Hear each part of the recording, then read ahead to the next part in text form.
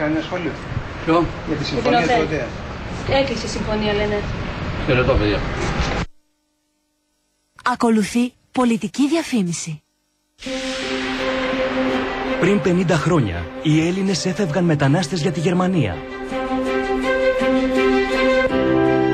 Από τότε άλλαξαν πολλά. Η Ελλάδα έγινε ισχυρή. Και τώρα είναι οι Γερμανοί που έρχονται να δουλέψουν στην Ελλάδα.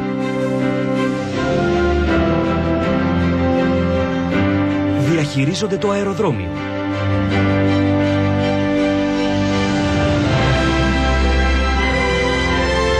Κατασκευάζουν το Αττικό μετρό.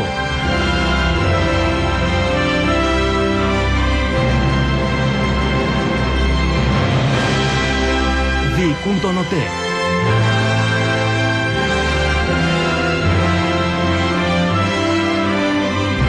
Κατακτούν τρόπαια. Θριαμβεύουν στη Eurovision.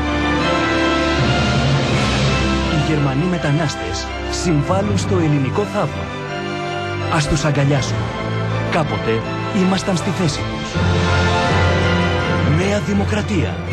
Όχι στο ρατσισμό και την ξενοφοβία.